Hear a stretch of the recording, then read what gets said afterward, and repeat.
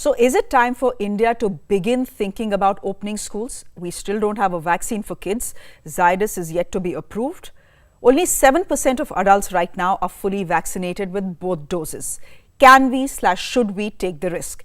Important to get all sides of this debate in. So we have a parent, a school principal and a pediatrician on the show. They are all joining us from different parts of the country to ensure that this is not just a Delhi-centric or a Bombay-centric debate. Dr. Dimpy Mahanta is a parent, also the head of Department of Psychology at the Cotton University. She is joining us from Guwahati. Dr. Sudha Acharya is a principal at the ITL Public School in Dwarka here in Delhi. And Dr. Joseph Brito is someone all of you know, a well-known pediatrician. Is also a school in India.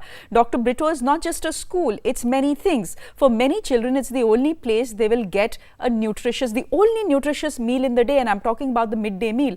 But Dr. Brito, given we are talking about Nordic countries, and we've just put out examples of Nordic countries and how they remained open, the schools remained open through the pandemic. But that's a first world country. We are talking about a third world country here. Can we take the risk? Shreya, good evening, and thank you, and good evening to my co-panelists. 247 million children were in school at the start of this pandemic. If our school children were a nation, it would be the 5th most populous nation in the world. The real question, therefore, is, can we afford not to open our schools? Can we afford to continue to keep our children undereducated in this global knowledge economy world that we live in?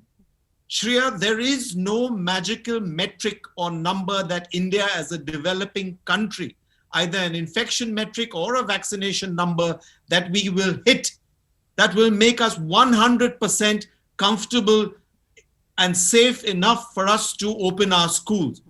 There is no scientific, rational basis for continuing to keep our schools closed when we open up the rest of our economy, our offices, our public transport, where most of the transmission occurs. COVID is here to stay. We have to learn to live with COVID like we have with flu, with TB, with malaria, with dengue, which collectively and probably have caused more childhood morbidity and mortality than coronavirus since the start of this pandemic. Okay. 500 Indians die every day on the road. And yet, has that prevented us as parents from putting our children onto school buses, on walking them to school?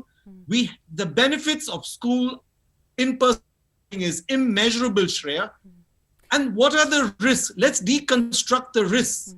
The US data shows that less than 3% of children infected require hospitalization, and only 6 per 10,000 have even more severe adverse outcomes. The ICMR data, if we cherry pick parts of it, it's limited, but 57%, your number, have been exposed to the virus. So we can extrapolate that 57% of our children have been infected, and yet we didn't see the hospitalizations that we fear. The UK reopened their schools in March. They were largely unvaccinated. Today, their schools largely remain open. They have currently 700 new cases per day per million, 30 times that of India. They haven't seen the catastrophic hospital admissions that we dread and fear. So let's continue to have the rational, calm, peaceful discussion about how can we open our schools, but open our schools we must. Okay. Dr.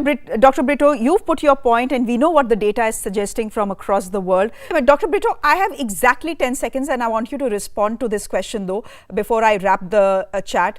We are thinking about children. Are we thinking about the teachers? Because the Swedish model has shown that teachers were more vulnerable when they came to school vis-a-vis online teaching. So here you have a situation where only 3% of India is fully vaccinated. We are thinking about the children, but are we thinking about children when we are teachers, when we are talking about opening schools? So we need to, the best way to protect our children is to vaccinate adults, all the adults around children in schools and in our homes. We know that vaccination, to a point you raised, Shreya, we know that vaccination has broken the link between infection and hospitalization. Okay. However, in children, hospitalization is very, very low. Okay. So when we do think about, we don't need to wait to vaccinate all our children before we open up our schools.